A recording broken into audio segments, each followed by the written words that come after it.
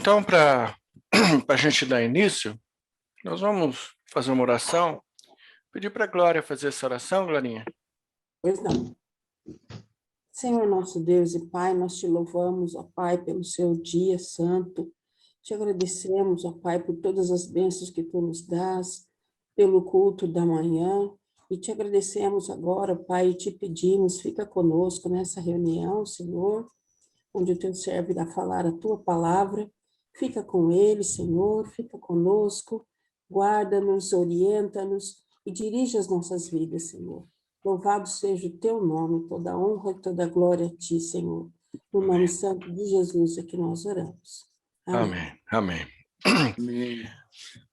Bom, então tá, como para mim não aparece, né, para vocês está aparecendo aí a... Tá, então hoje nós estamos entrando na aula 7, que fala sobre o velho humanismo, né? Então, o tema desse trimestre é preciso tomar cuidado com certas ideias e suas consequências ou alguém pode se machucar. E a aula de hoje, ela é muito... ela resume tudo isso que está falando aqui na capa da revista, né? Que a gente precisa tomar muito cuidado. Então, hoje a gente vai falar sobre o velho humanismo, e a gente vai tentar trazer algumas definições, né, algumas implicações históricas, e como que o humanismo ele interfere diretamente e diariamente na nossa vida, e como que ele é prejudicial, desumano e destrutivo, né?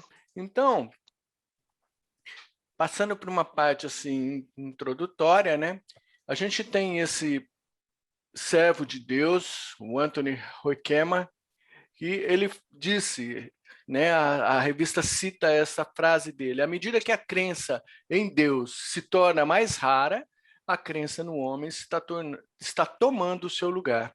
Assim, estamos testemunhando o surgimento de um novo humanismo. Então, esse é um teólogo reformado, ele é autor desse livro, Criados à Imagem de Deus, e ele faz essa citação da questão do humanismo, né, do homem cultuando a si mesmo cada vez mais, e a gente já viu, né, nas aulas anteriores a questão do ateísmo ou do ateísmo prático, né? Então, a crença em Deus ela está diminuindo, né, com o passar do tempo, e a crença do homem está aumentando. Bom, então vamos passar alguns significados, né? O que significa o humanismo daquilo que a gente buscou. Então, o humanismo é um movimento intelectual que valoriza um saber crítico voltado para um maior conhecimento do homem e uma cultura capaz de desenvolver as potencialidades da condição humana. E também, na área da filosofia, um conjunto de doutrinas fundamentadas de maneira precípua nos interesses, potencialidades e faculdades do ser humano, sublinhando a sua capacidade para a criação e transformação da realidade natural e social e seu livre-arbítrio diante dos pretensos poderes transcendentes ou de condicionamentos naturais e históricos. Bom, assim, resumindo, né, o humanismo ele tem essa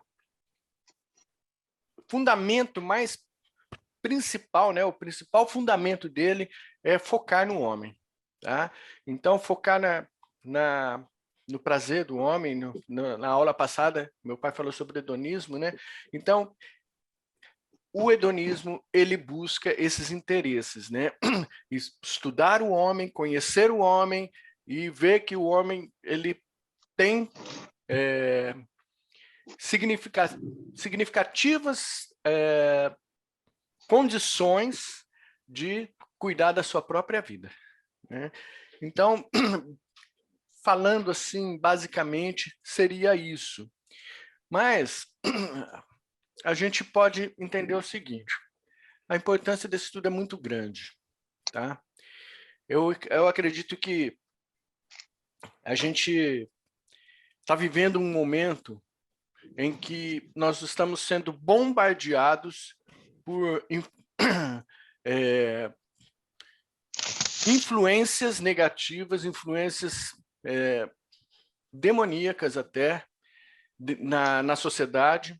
Nós temos aí vários influenciadores digitais que têm entrado nos lares, né, nas nossas famílias, nos nossos filhos. A gente vê que muitos adolescentes, jovens e até mesmo crianças têm seguido esses influenciadores, e à medida que a gente vai vendo as notícias, a gente vê o quanto isso é prejudicial e é perigoso. Então, é muito importante que a gente entenda isso. E também entender que nós, mesmos cristãos, salvos, redimidos, nós também estamos sujeitos a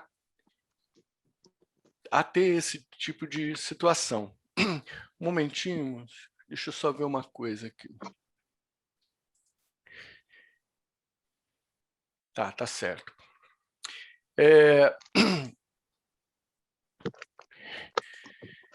Então, nós vamos, né, partir para entender essa importância e ver que a presença na vida das pessoas, né, do humanismo é muito sutil. E essa sutileza sutil, uma palavra pequena, né, uma coisa pequena, mas ela é uma sutileza enorme. Né? Então, parece uma contradição, né?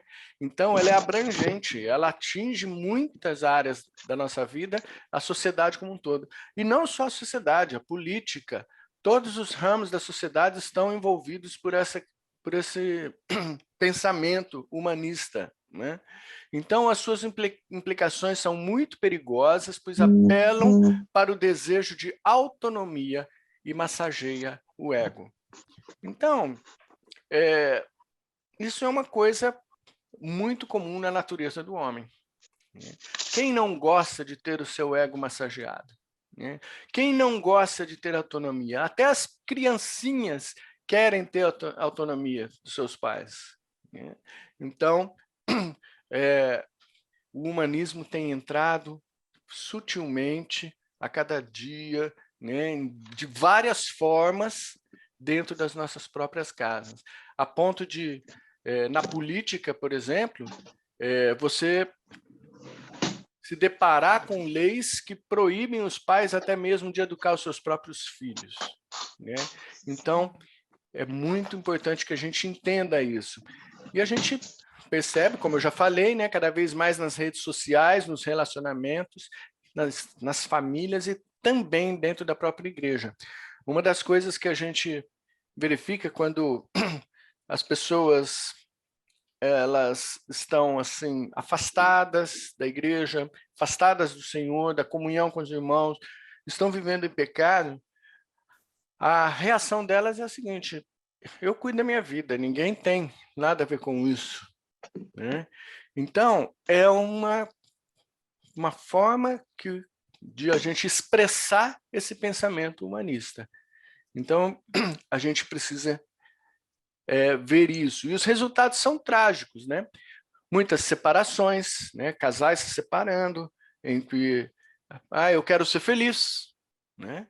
Então, meu pai falou muito sobre isso na aula passada, né?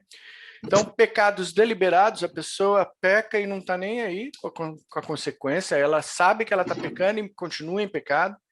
Idolatria sem fim, ausência de paradigmas para as crianças. Então, as crianças não têm modelos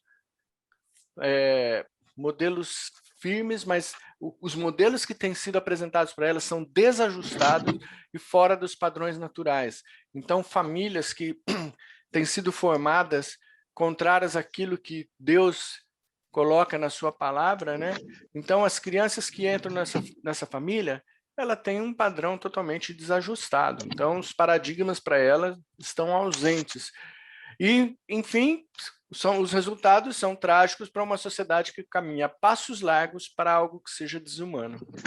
Então, eu me preocupo muito com relação às crianças de hoje. O que será o futuro delas diante desse mundo que hoje nós estamos presenciando? Se a gente voltar para trás, né, década de 80, década de 90, a gente vai ver que as coisas foram caminhando de uma maneira que é como, eu não sei se vocês já ouviram, né, aquela expressão do sapo na panela, né? Então, quando você esquenta uma panela, a água na panela, você põe a água, esquenta. Se você colocar o sapo nessa água quente, ele vai pular, porque ele vai sentir a água quente. Agora, se você colocar o sapo numa panela, colocar a água e ligar, ele não vai perceber que a água está esquentando. Então, essa é a situação da sociedade.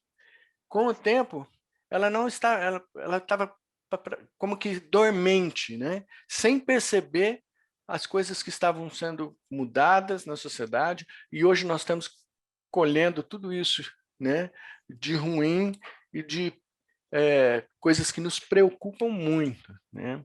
Então a gente precisa entender e proclamar que somente as verdades reveladas nas Escrituras, que é o poder do Evangelho, é que podem libertar o homem dessa praga, que é um verdadeiro cativeiro devastador. Então a gente vai um pouco ver um pouco da história, né? Então os primeiros passos do humanismo na história. Eu vou assim dizer que o que a gente vai colocar aqui é um resumo muito raso, tá? Porque é um assunto muito profundo que exige até mesmo alguém muito entendido né, do assunto. Mas aquilo que a gente buscou, né, a gente viu que o humanismo surgiu no movimento renascentista, né, no Renascimento, que era para eles era um renascimento. E aí ele possui algumas características, né? O Renascimento, o movimento renascentista, que foi dali que surgiu o humanismo, ele possui algumas características.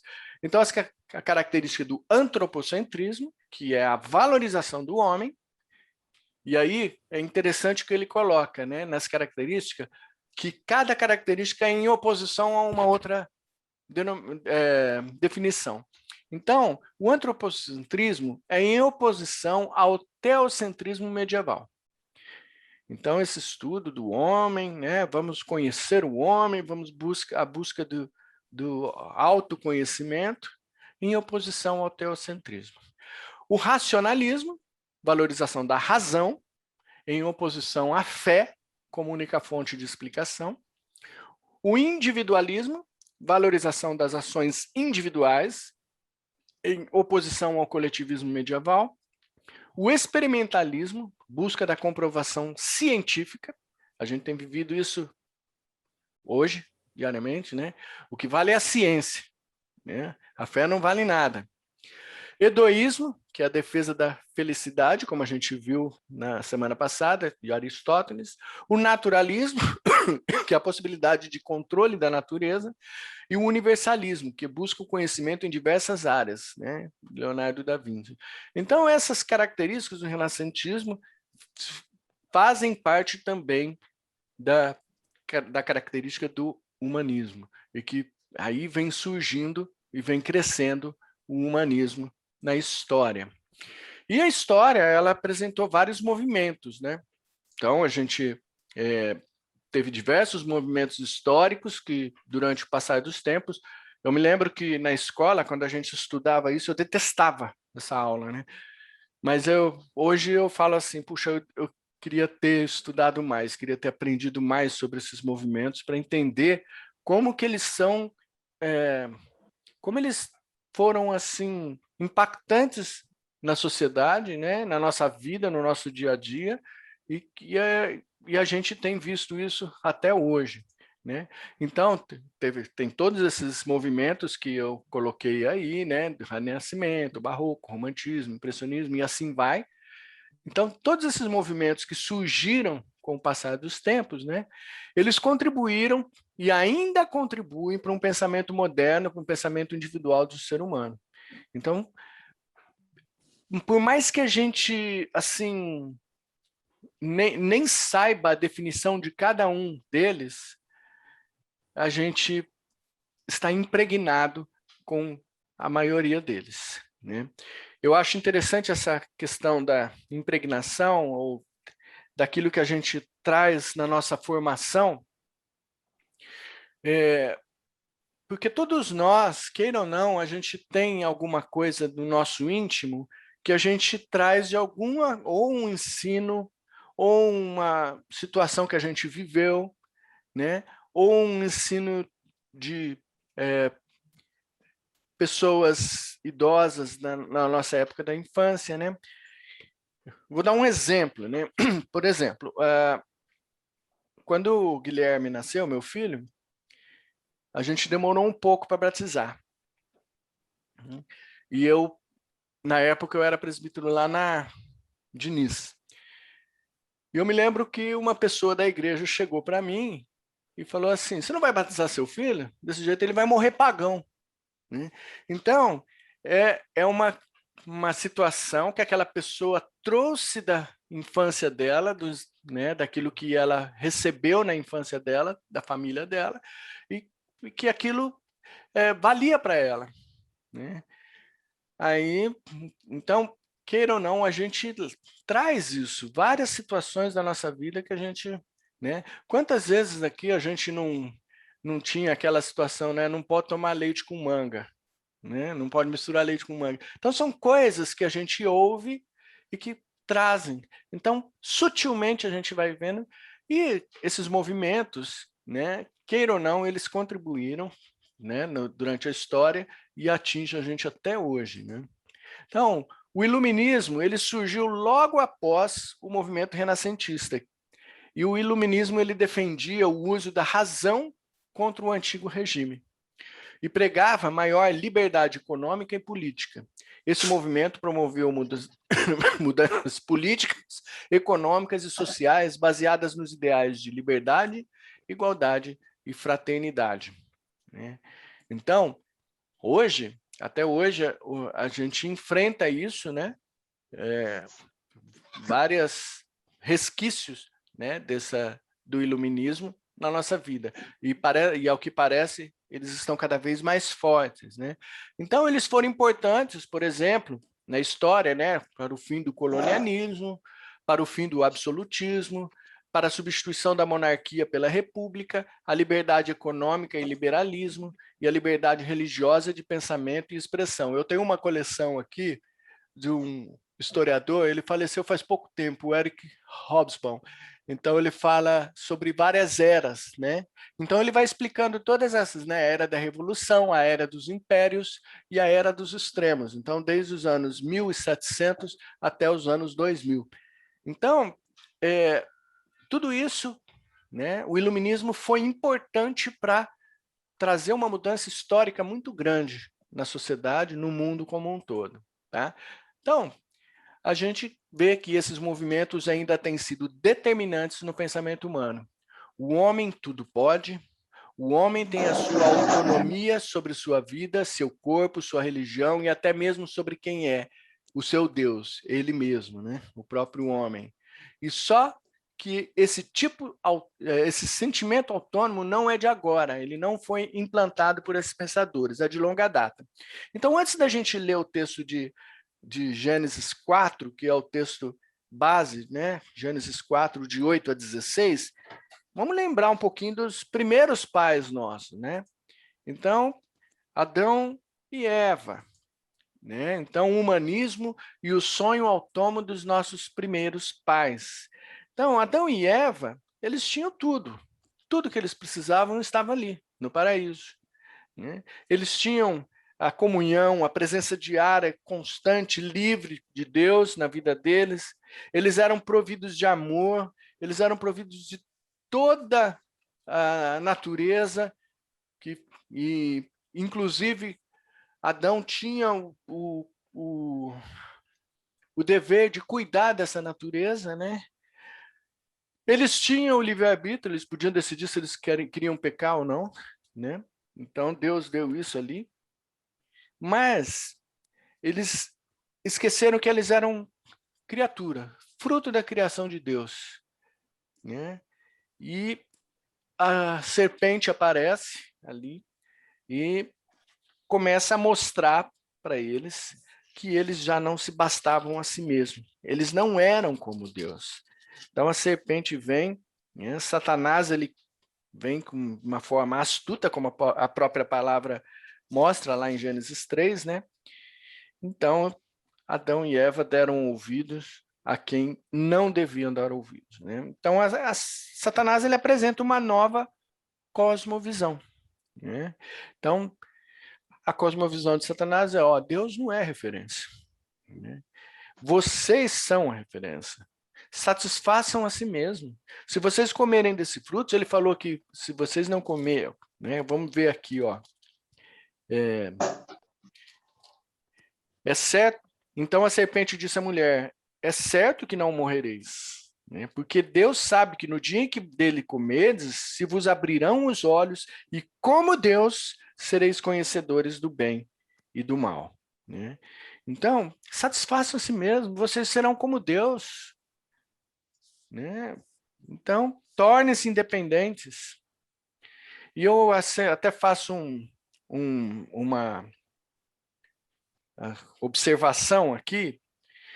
É muito comum a gente ver, quando a gente vai falar, principalmente a questão doutrinária, né? Algumas pessoas falam assim, mas isso é doutrina, isso não importa, né? O que importa é Jesus, o que importa é a salvação, crer em Jesus como Salvador, tal, né? Então, aí você vem, mas a palavra fala isso. Não, não é bem isso. É isso que a serpente fez, né? Deus falou isso? Não, não é bem assim, né? Então, a gente precisa realmente estar meditando na palavra para saber, fazer igual os crentes de Bereia, né? Que quando os apóstolos pregavam, eles consultavam na palavra para ver se era aquilo mesmo, né? Então, fica essa observação. Mas vamos abrir lá em Gênesis 4, de 8 a 16. Vamos ler esse texto. Gênesis 4, a partir do versículo 8 até o 16. Diz assim: Disse Caim a Abel, seu irmão, vamos ao campo. Estando eles no campo, sucedeu que se levantou Caim contra Abel, seu irmão, e o matou. Disse o Senhor a Caim: Onde está Abel, teu irmão? Ele respondeu: Não sei. Acaso eu sou tutor do meu irmão? E disse Deus: Que fizeste? A voz do sangue de teu irmão clama da terra a mim. És agora, pois, maldito por sobre a terra, cuja boca se abriu para receber de tuas mãos o sangue de teu irmão. Quando lavrares o solo, não te cairá ele a sua força. Serás fugitivo e errante pela terra. Então disse Caim ao Senhor: É tamanho o meu castigo que já não posso suportá-lo. Eis que hoje me lanças da face da terra, e da tua presença hei de esconder-me. Serei fugitivo e errante pela terra. Quem comigo se encontrar, me matará. O Senhor, porém, lhe disse: Assim, qualquer que matar a Caim será vingado 7 vezes. E pôs o Senhor um sinal em Caim para que o não ferisse de morte quem quer que o encontrasse. Retirou-se Caim da presença do Senhor e habitou na terra de Nod, ao oriente do Éden. Então, a gente vê esse relato, né, do assassinato de Abel pelo seu irmão Caim.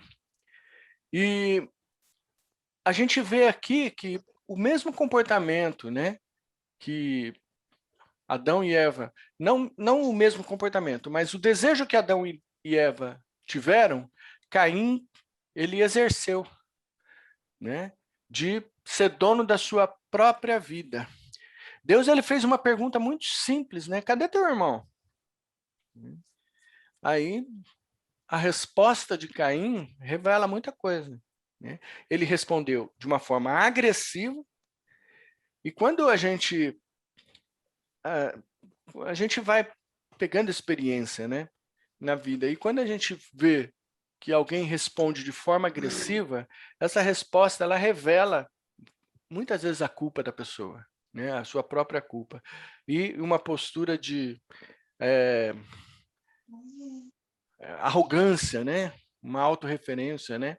E aí, quando Caim fala assim, acaso, né, sou o tutor do meu irmão, é como que se ele estivesse dizendo para Deus, me deixe em paz, né?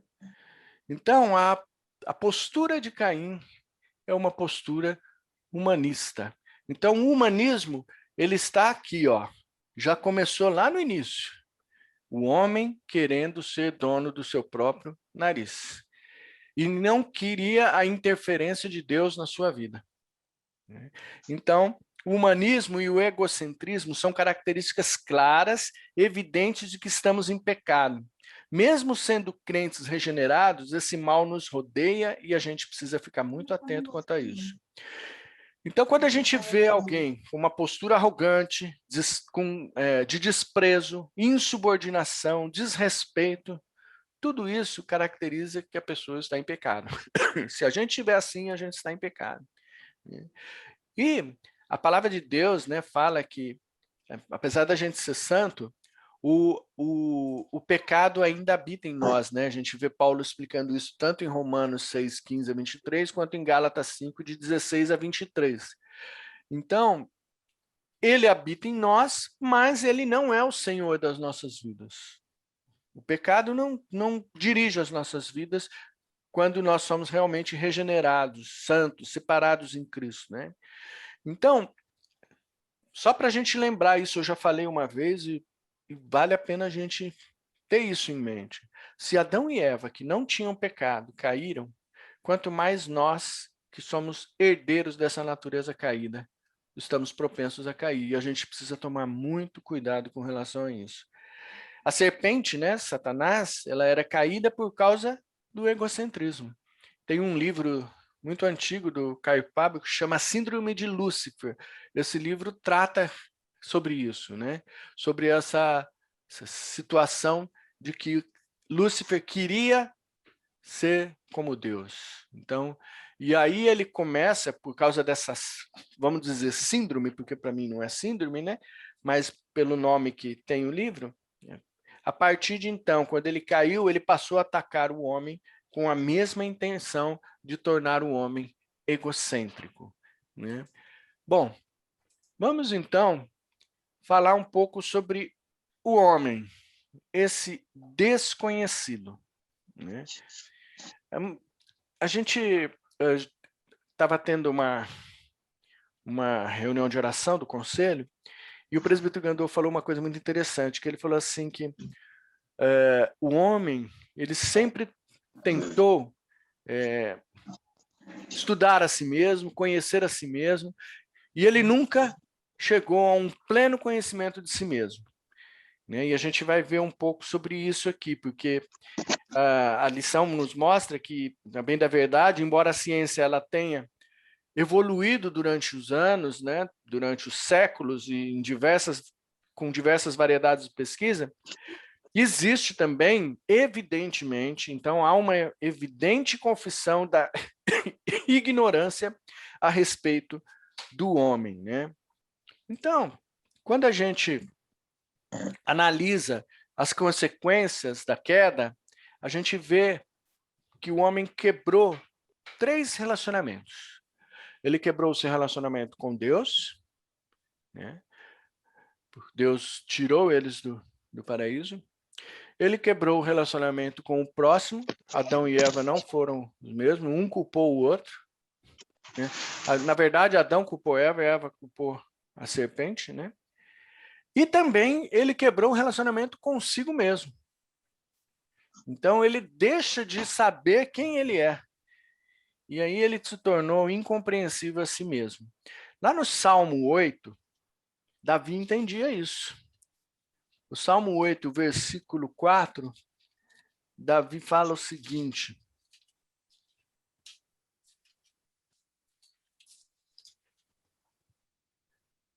que é o homem que dele te lembres, e o filho do homem que o visites? Então, Davi sabia que o homem não sabia de nada.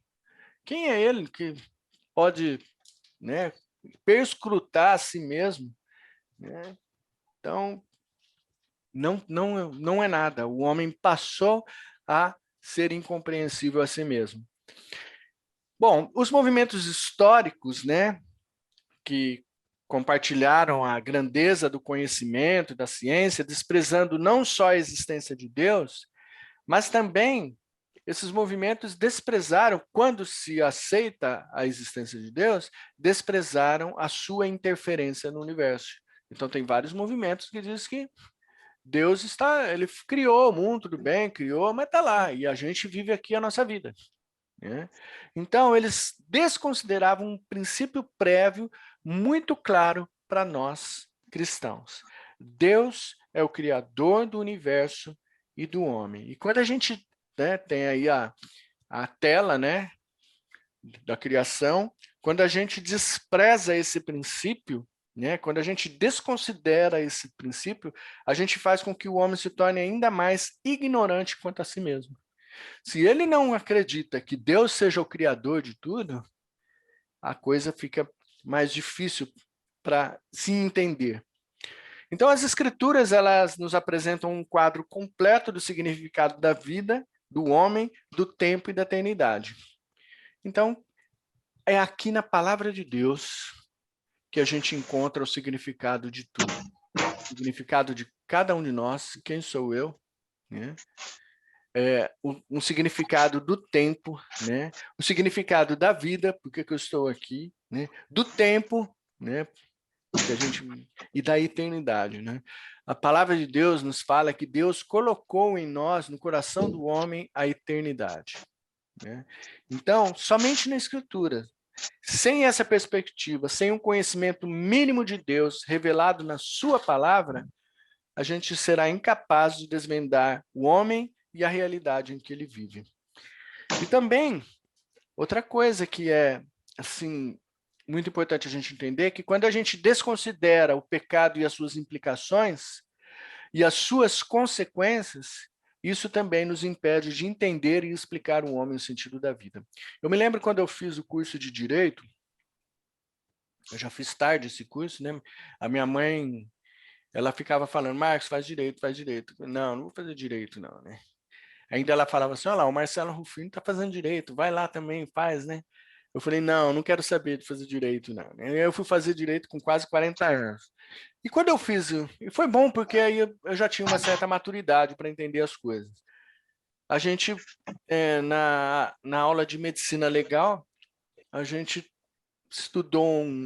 teve uma aula que foi sobre os distúrbios mentais que as pessoas têm, né? E que, por causa desses distúrbios, elas podem até praticar diversos crimes.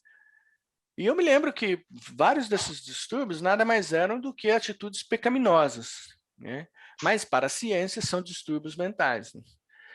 Então, a gente está chegando num ponto da vida em que o pecado não é pecado, ele é uma doença.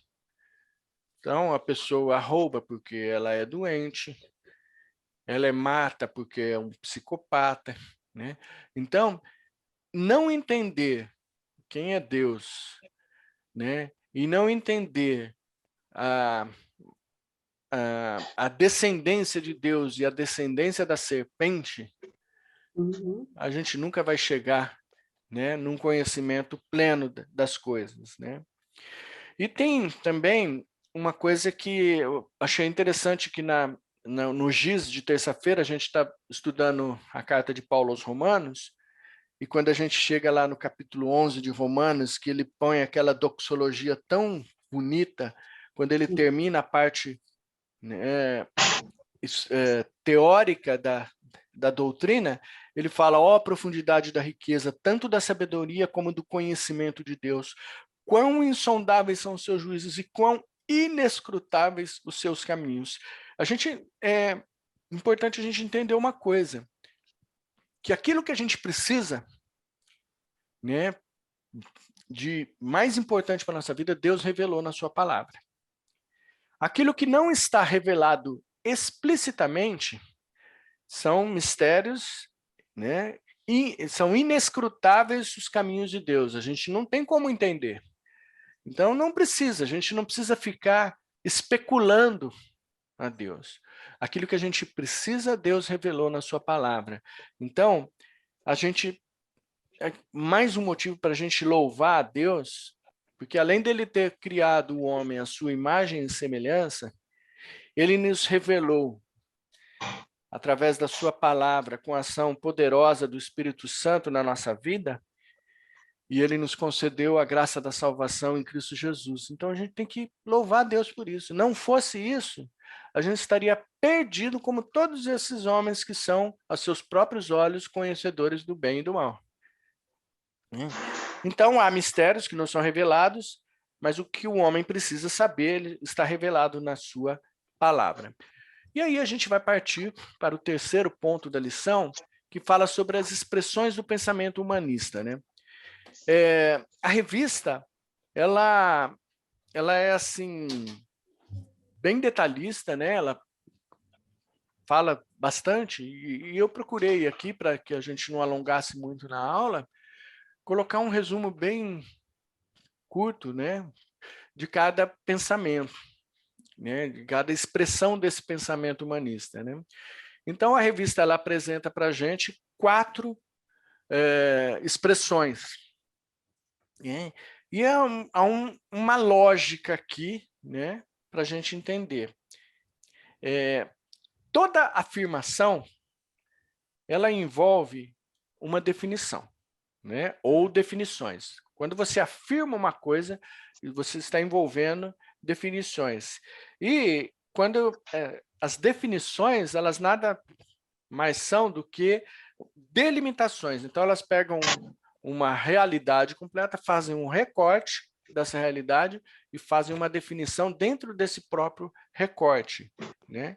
Então, para isso, toda afirmação envolve necessariamente negação, exclusão, como a gente viu lá nas características do Renascimento, né? Então, o antropocentrismo em oposição ao teocentrismo. Então, eles pegam, tem um todo, aí vamos fazer um recorte. Não, mas não é bem assim, né? Então, foi isso que a serpente fez com Adão e Eva, né? Então, para se defender uma tese, uma teoria, um argumento, eu tenho que desconsiderar o todo e fazer um recorte daquilo que me interessa. É assim que surgem as falsas doutrinas. É assim que surgem teologias de prosperidade. É assim que surgem teologia da libertação. Várias doutrinas têm surgido quando se faz um recorte. Eu me lembro que na minha adolescência, mocidade já, a teologia da libertação estava muito em voga, estava muito forte, principalmente dentro da Igreja Presbiteriana Independente. Eu fui uma das reuniões da GERP, que era, a gente se reunia, eram os jovens de Rio Preto, né, Juventude Evangélica Rio Pretense, e numa dessas reuniões apresentaram Cristo como marxista, né? Então era isso que a teologia da libertação pregava. E aí eles usavam vários textos, né, do Evangelho e até mesmo de Atos, comprovando a questão do comunismo, né? Então, faz um recorte de um texto e aí, para satisfazer uma coisa que ele acredita e que ele crê que seja verdade, desse recorte ele monta uma doutrina, ele monta uma tese dele, né? Então, vamos ver então essas 4, né, que são o subjetivismo ético, o relativismo ético, o pluralismo e o toleracionismo. Então, a primeira é o subjetivismo ético. O que seria isso? Então, a validade da verdade está ligada a cada um. O que é verdade para mim pode não ser para você. E isso vale, né? Então, eu respeito a sua verdade, você respeita a minha e a gente vive de boa. Tá? Não há uma realidade idêntica para todos, né? Então, cada um tem a sua realidade, cada um tem o seu contexto, né? Cada um percebe as realidades de forma diferente. Então, você vê um determinado fato e você olha para aquele fato e você tem uma leitura sua. Aí outra pessoa vai e faz uma leitura diferente daquilo que você viu. Eu acho legal o livro do Apocalipse, né? Ele tem algumas sessões, né, de visões do apóstolo João. É como que você, vou dar um exemplo, O filme sobre a morte de Kennedy, de Oliver Stone, ele mostra várias visões, né, de como teria sido a morte de Kennedy, né? Então, de vários ângulos. Então, o livro de Apocalipse, essas visões, é como que se fossem isso, vários ângulos sendo mostrados aquilo que está acontecendo, né, desde que Jesus subiu aos céus, e vai acontecer até o fim. E é muito legal isso. Só que a visão é a mesma. O resultado dessa visão é um só, né?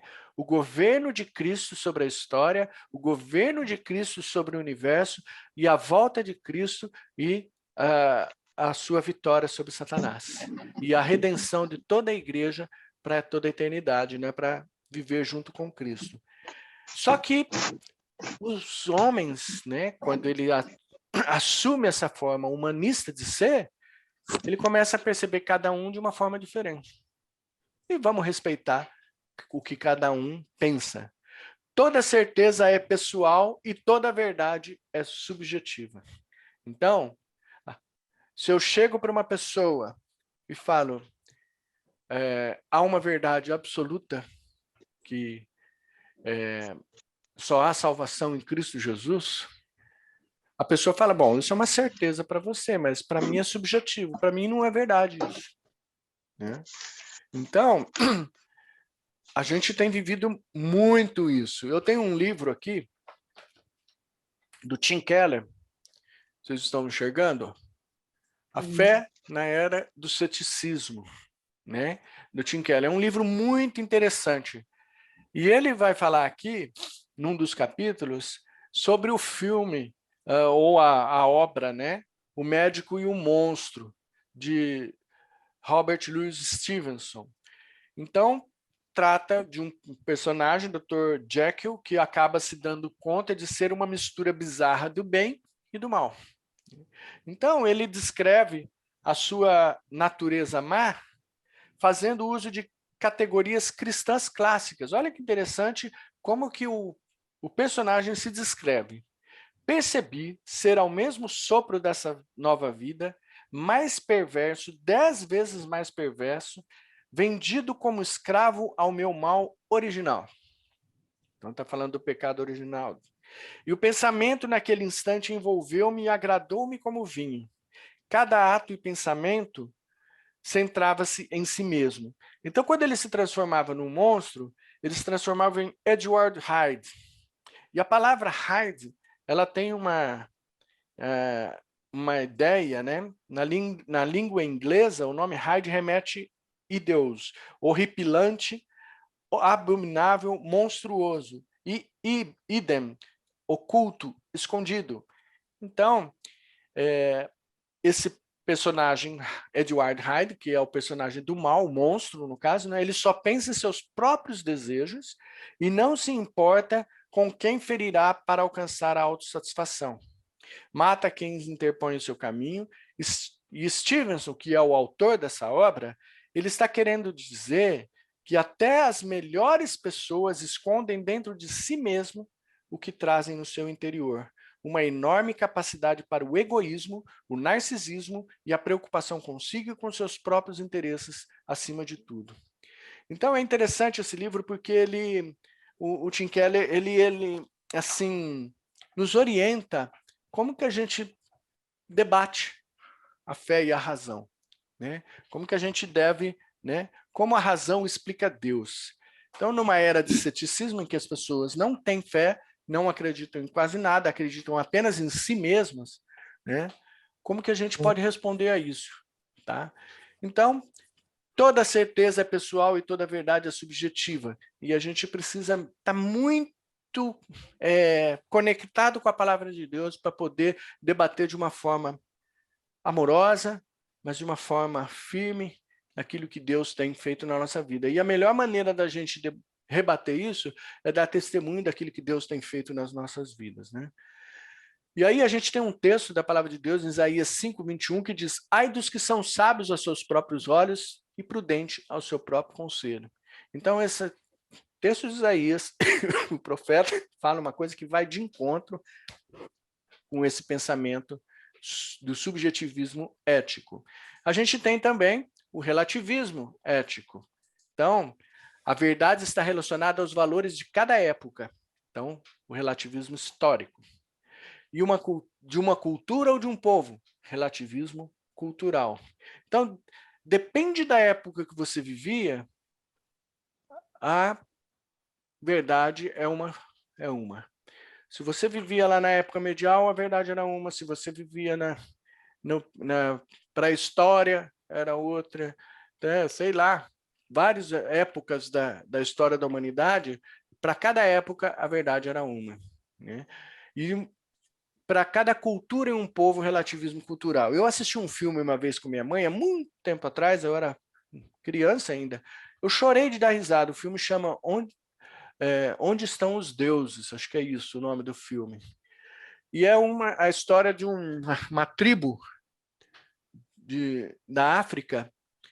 Tá passando um avião lá em cima e o cara tá tomando uma Coca-Cola, aí ele joga a garrafa pela janela do avião e cai na tribo, cai até na cabeça de uma criança que estava brincando.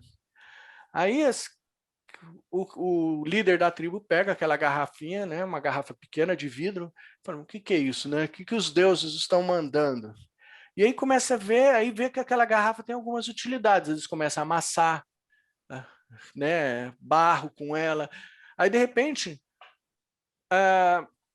lembrei o nome do filme, Os Deuses Devem Estar Loucos. Aí as crianças começam a brigar uma que a outra, e de repente uma pega e dá uma garrafada na cabeça da outra. Aí o líder da tribo fala, não, peraí, isso aqui não é... Deus deve estar louco mesmo para ter mandado essa coisa aqui. Então eu vou até o fim do mundo para devolver essa garrafa. Para encontrar Deus lá no fim do mundo e devolver. Então o filme é essa busca dele chegar até o fim do mundo, encontrar Deus e entregar. E acontece um monte de coisa. Mas é interessante isso. Então, para cada lugar, cultura, a verdade é diferente. Né? E a gente não pode, segundo o pensamento humanista, interferir na cultura das pessoas. Eu não posso ir lá e pregar o evangelho, porque eles têm uma realidade diferente. Então, esse é o relativismo ético. Né? Toda a verdade é relativa às crenças de uma sociedade, época, grupo ou cultura. E não há verdade e tampouco erro. Não existe erro, não existe pecado, não existe verdade. Então, isso depende muito da cultura que a pessoa vive, da época que ela viveu. Né? Tem um outro livro que eu tenho também, do Philip Yancey, que fala sobre decepcionado com Deus. Então, as coisas que acontecem na vida que às vezes você se sente decepcionado com Deus. Um livro muito bom. E nesse livro ele conta ele disse que ele cresceu numa cultura de que ele era, desde criança, ele era membro da igreja, numa igreja, se não me engano, batista, lá nos Estados Unidos, e ele cresceu com a ideia de que o negro era um ser inferior ao branco. E isso era pregado nas igrejas. E ele via as reuniões de Ku Klux Klan, né? E ele achava aquilo normal. Então, para ele não estava errado o que estava acontecendo. Até que Deus trabalhou no coração dele, e aí ele viu o grande erro e a interpretação totalmente ridícula da palavra de Deus com relação a isso. Né? Então, ele antes via que não tinha erro, né? Não era pecado aquilo, que era uma coisa que estava na palavra de Deus, depois ele percebeu que não tinha nada disso na palavra de Deus, que as pessoas fizeram aquele recorte e fizeram desse recorte uma verdade para eles. Né? Então, no máximo que a gente pode dizer, né, é se um determinado sistema é adequado ou não ao nosso contexto. Isso aqui não serve para mim porque o meu contexto é diferente, entendeu? Então, o máximo que eu posso fazer é isso. Então, serve para você, fica de boa aí, que eu tô bem. Então, vem, né? Isso acaba justificando muitos crimes. Quando o Guilherme era pequeno, a gente assistia na televisão na Warner os episódios de desenho do Batman. E todos os seus inimigos, nesses desenhos, eles tinham um motivo pelo qual eles eram criminosos. Tinha uma causa, né? Então, vários, né? Pinguim era rejeitado pela família porque era muito feio. Então, vários dos inimigos do Batman, eles faziam os crimes, cometiam os crimes porque eles sofreram alguma coisa na sua infância, né? Ou num casamento, como que era o caso do Mr. Freeze, né? O Senhor Gelo. Então, vários personagens justificavam seu crime, e isso era embutido na cabeça das crianças, né? De uma forma muito sutil. E quando eu comecei a perceber isso, eu comentei até com meu pai. Falei, pai, olha, o desenho do Batman fala isso, faz isso, né? Então, é um pensamento humanista do relativismo ético, né? Então, aí volta aquele ai dos que são sábios aos seus próprios olhos e prudentes ao seu conselho, né?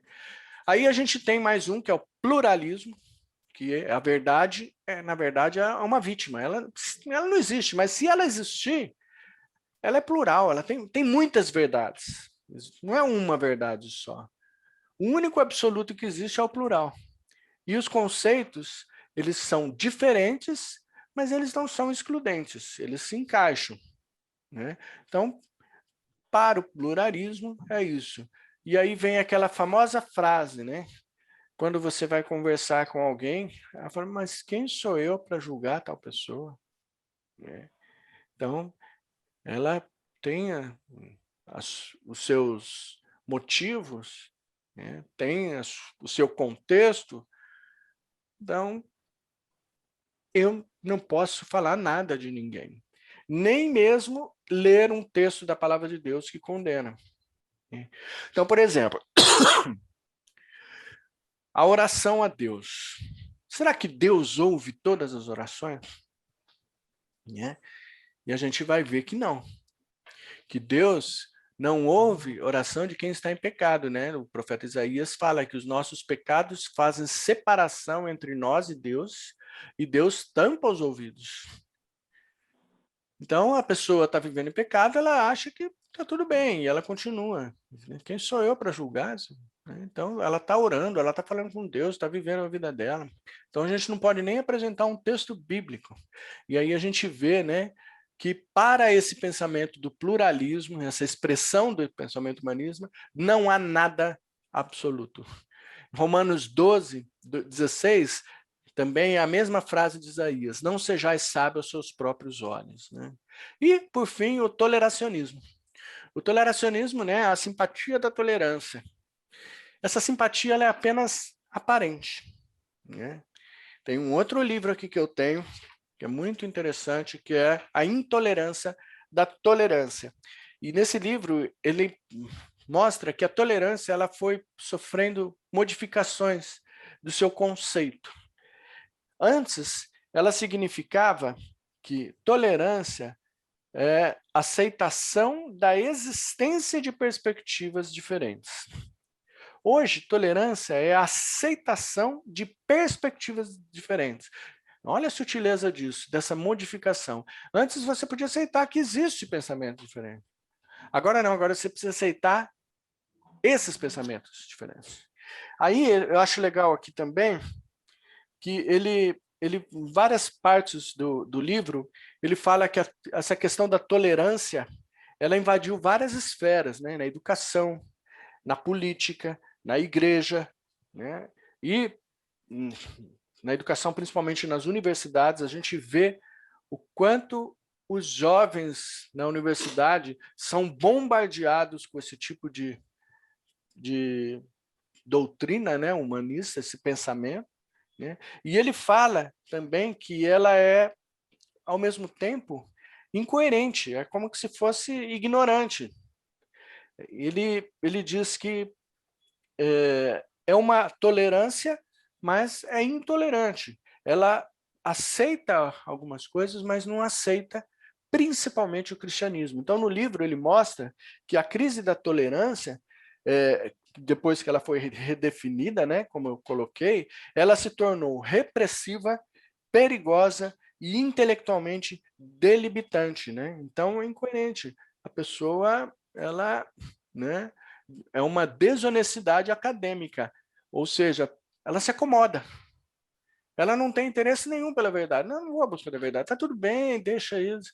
Então, você vê que tem muita gente, né? Infelizmente, pessoas que eu conheço que foram amigos de mocidade que estão levantando essa bandeira e para eles, né? Mas para aí, a verdade, não tem interesse em conhecer a verdade. O que interessa é o mundo que eles estão vivendo hoje e aquilo que é importante para eles conquistarem a simpatia das pessoas. Então, essa simpatia da tolerância, ela é aparente, porque eles são intolerantes, principalmente com os cristãos. A gente não vê quase mais nenhum tipo de notícia ou de condenação com relação às atitudes dos muçulmanos, por exemplo. Então, tem um banco lá na Inglaterra, deixa eu ver se eu acho, que o banco fez o seguinte, ele tinha uma voz, eu não lembro aqui, eu anotei, e tinha Voz do Cristianismo, que tinha uma conta nesse banco, e aí o banco, isso foi em 2005, fechou a conta dessa, aqui, ó, 2005. O Banco Cooperativo, em Manchester, na Inglaterra, solicitou que a Christian Voice, uma organização cristã, fechasse suas contas, pois as visões dessa organização cristã eram incompatíveis com o posicionamento do banco. Então, ele fala assim, a palavra discriminação assume o poder retórico de intolerância, sem nenhuma reflexão racional sobre o fato que a maior parte dos seres humanos discrimina uma dúzia de vezes por dia e a cultura toda está imersa na discriminação. E por que ele fala isso? Né? Que como que fala? A palavra discriminação é um poder retórico, né? Ele diz que ao mesmo tempo que ele chega e fala que essa organização cristã não pode, porque eles não fecharam a conta dos muçulmanos que falam que quem não é muçulmano eles matam. Né? Então a gente pode perceber que a história está mostrando que a perseguição é contra os cristãos. Então essa tolerância, na verdade, é uma perseguição. Por isso que o nosso compromisso é com a verdade, né, que está na palavra de Deus. E a tolerância que nós temos que ter deve ser feita em amor. Então, a gente tem que pregar o evangelho. Não podemos parar de pregar o evangelho por causa disso. Né? Temos que manter a nossa posição firme, né? Mas tudo isso transmitido em amor e não em embates. Né? Esse livro do ceticismo, ele fala isso. Não adianta você brigar, você não vai chegar a lugar nenhum. Né? Então, a gente tem que ter essa postura. Né? E para a gente concluir, a gente crê na existência de uma verdade absoluta. Para nós, a Bíblia é essa verdade. Né? Então, Jesus se apresentou como o caminho, a verdade e a vida. A gente crê na possibilidade de que o homem pode conhecer essa verdade. Por isso que se a gente não cresce, a gente não pregava. Né? A gente, né, toda essa cultura relativista, a gente viu nessa lição que ela é muito prejudicial e a sua influência tem sido devastadora, principalmente nas gerações novas. Né? Se antigamente ela atingia principalmente os jovens universitários, ela tem sido difundida desde a infância no dia de hoje.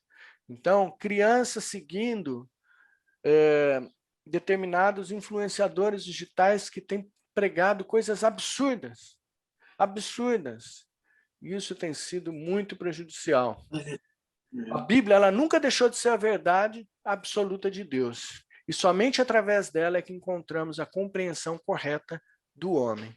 E uma aplicação que a gente pode ter, a gente precisa orar muito, muito, muito, muito pela situação que a sociedade se encontra, né? Principalmente o nosso país, essa briga de extremistas, né? De pensamentos políticos, também a questão desses pensamentos humanistas, né? A gente precisa meditar mais na palavra, caminhar junto com as nossas crianças, adolescentes e jovens. O que os nossos filhos estão assistindo? O que os nossos filhos estão lendo? O que eles têm recebido de informação na escola? Isso a gente precisa estar atento. A gente não pode deixar os nossos filhos à mercê disso tudo.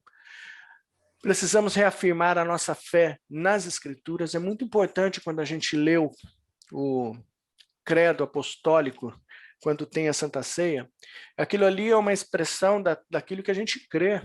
É um resumo de toda a nossa fé, né? Então, quando alguém chega e fala assim, o que a tua igreja prega? É só ler o credo. E aquilo ali tem que ser uma verdade, né? Como dizia a Judite, né, filha do seu Miguel Stanley, uma verdade verdadeira, né? Então, precisamos moldar a nossa visão de mundo através dos ensinos da palavra de Deus. Então, a cosmovisão nossa tem que ser baseada na visão de Deus, aquilo que a palavra ensina, e não aquilo que a sociedade prega. Nós não estamos aqui para agradar as pessoas, estamos aqui para servir a Deus, agradar a Deus, né, e pregar o evangelho. Então, essa é a lição de hoje, que Deus possa nos abençoar, né? Gostaria de passar a palavra, se alguém quiser comentar alguma coisa, é uma contribuição muito valiosa para a gente. Ô, Marcos, Oi? eu estou aqui pensando. Não, eu não tenho esse conhecimento que você tem, nunca li esses livros que você citou aí. Essa aula foi super valiosa para mim, muito mesmo. Eu também tenho muito medo das nossas crianças. Está muito difícil hoje. Mas, Marcos, nós, cristãos, verdadeiros cristãos, somos extremistas também, somos fundamentalistas, Somos. não é? Sim. E quando você... a briga de extremismo, você falou. Isso. Né? Então, mas essa briga porque nós... os verdadeiros cristãos são extremistas, eles são fundamentalistas e absolutistas, não é? Na prática é isso aí mesmo, né? E É, tem aqueles que, além da prática, eles são fundamentalistas de sangue, assim, que eles vão com tudo, né?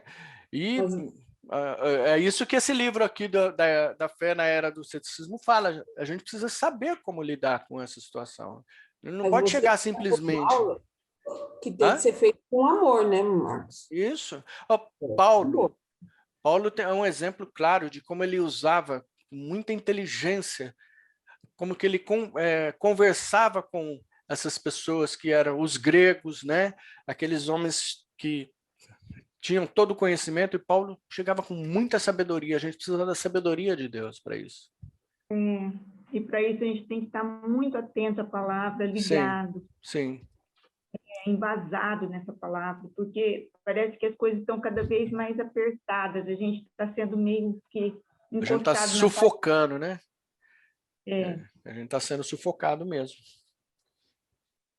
Então, tá Marcos, bom. como você trabalha com universitários, isso é impressionante como está dentro das instituições de ensino, É, fazendo a cabeça dessas criaturas, e a gente, como professor, fica ali vendo é. Infelizmente, perdição dessas mentes, né? é, Então, é difícil. não é fácil, não. Não. Tempo que a gente tem que lidar com tudo isso em amor, a gente também, se a gente não se afastar da verdade, a gente vai ter que ser... Ai, me ajudem, gente. Assim, não podemos nos desviar da verdade, mas temos que tratar com amor todas as outras Sim, outras verdades, não, outras formas de pensamento. sim.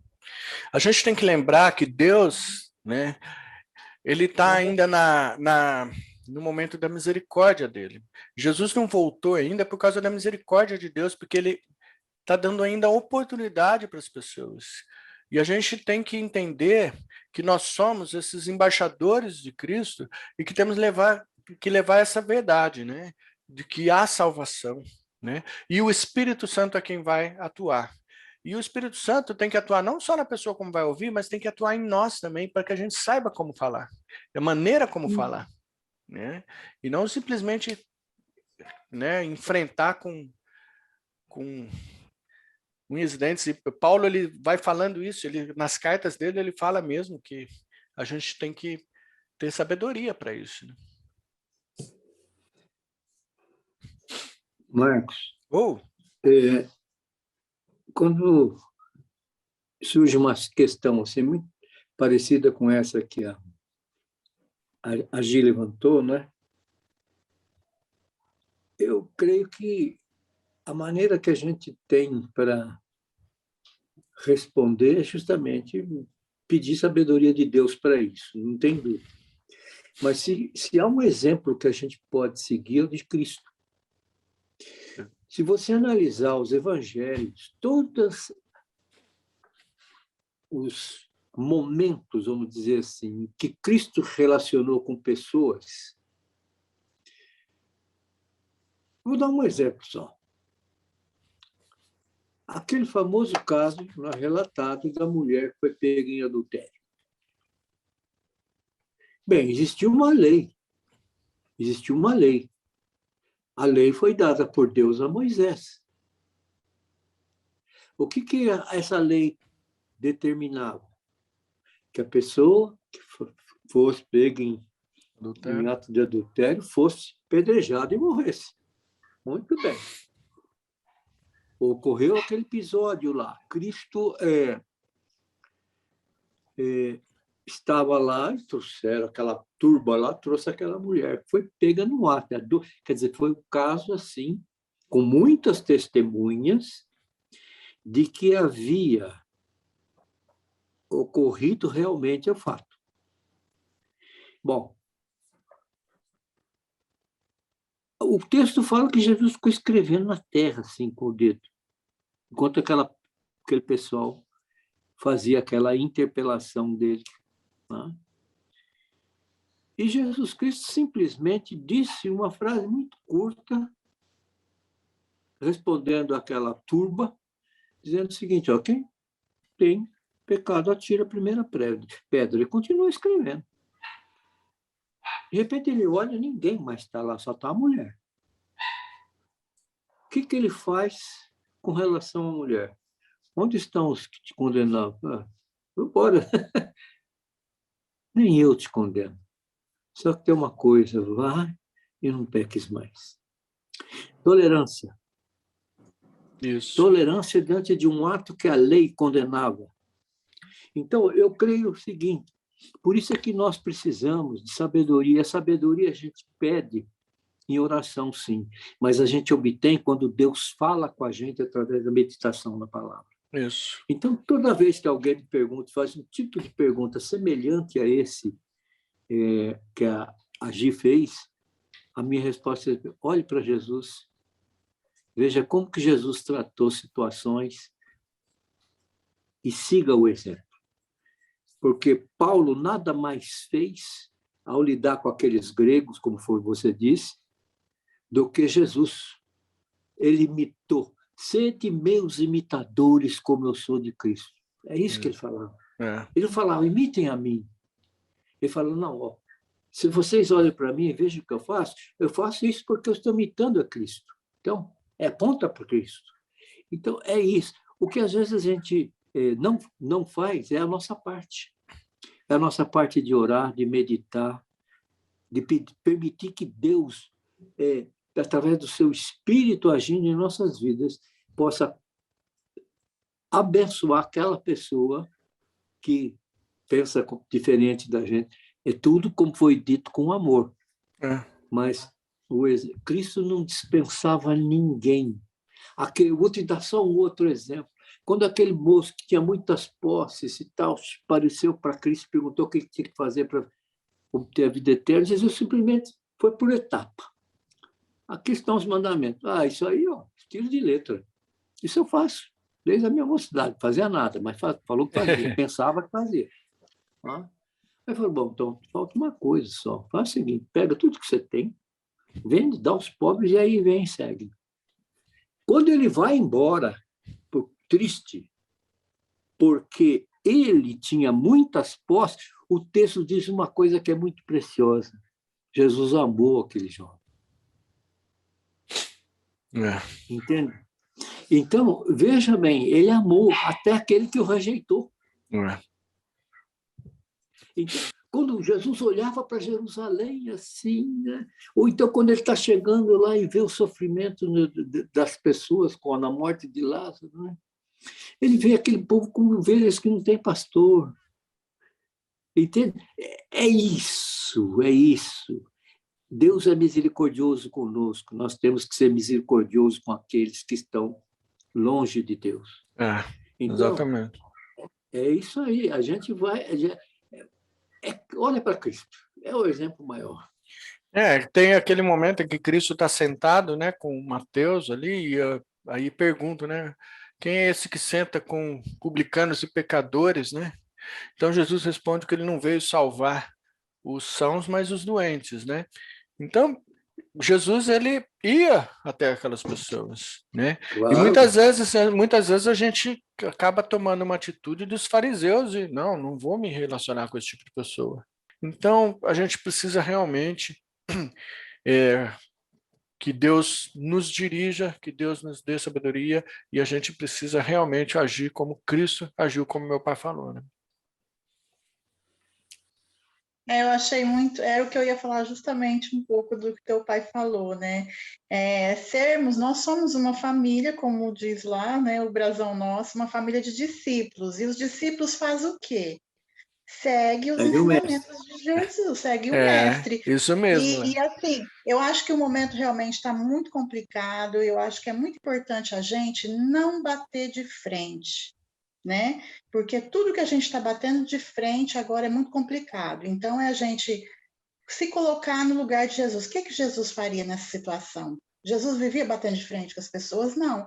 Tem até uma parte que eu não sei muito bem da Bíblia, estou justamente nessa com vocês para estudar só a Bíblia, que Jesus também fala que a gente tem que saber a hora de retirar. Se está num lugar que as pessoas não querem ouvir, é uma passagem da Bíblia que vocês devem saber melhor que eu, que ele fala, saia, chacoalha o pó, né? Isso mesmo. Então, a gente tem que saber também o momento em que a gente não bater de frente e o momento também de estar vendo que aquilo ali a gente não é o momento da gente ficar insistindo com as pessoas, né? Que isso aí é que torna, assim, muita crítica dos crentes, né? De ficar se sentindo, como a outra colega falou, que é dono da verdade absoluta e querer impor, né, a nossa verdade para as pessoas. É a nossa, então a gente silenciosamente nos retirarmos e orarmos por aquelas pessoas. Eu acho que foi muito legal isso, muito bem colocado. Pedir que Deus use de misericórdia com ela, como usou conosco. Exatamente. Tem um salmo, deixa eu ver aqui, é o salmo 41, na verdade, é o 40 e o 41, né? Então, 40, 17, ele fala, eu sou pobre e necessitado, porém o Senhor cuida de mim. Tu és o meu amparo e o meu libertador. Não te detenhas, ó Deus meu. Então, é você realmente ver que você precisa da misericórdia de Deus. Você necessita da ação de Deus da sua vida. E aí, no capítulo 41, né, o Salmo 41 fala, bem-aventurado que acode ao necessitado, o Senhor o livra do mal. Então é como que uma sequência. Então, ele foi acudido por Deus na sua necessidade e agora ele vai acudir o próximo, né? Então é ser misericordioso como Deus foi misericordioso conosco, como meu pai falou, né? Bom, irmãos, vamos fazer uma oração, então, encerrando a nossa aula. Eu vou pedir para o meu pai fazer essa oração, pai. Tudo bem. Bendito Deus e Pai, nós te damos graças nessa manhã por aquilo que já recebemos da tua parte. Primeiramente no culto, ó Deus, quando nós recebemos a instrução da tua palavra, nos mostrando o exemplo do teu servo, o apóstolo Paulo, ó Deus, que mesmo diante de tudo aquilo que ele passou por servir a Cristo, ele ainda se alegrava. E ele se alegrava ao Pai não somente pelo fato de poder participar também do sofrimento por amor a Cristo, mas também pela fé daqueles que criam na palavra de Deus através do seu testemunho. E depois, ó Deus, agora nesse momento de escola dominical, onde nós tratamos de um assunto tão presente na vida de toda a sociedade, seja ela brasileira, de onde for, sobre esse humanismo que tem desviado cada vez mais as pessoas do Senhor para procurar fazê-las como seus próprios deuses.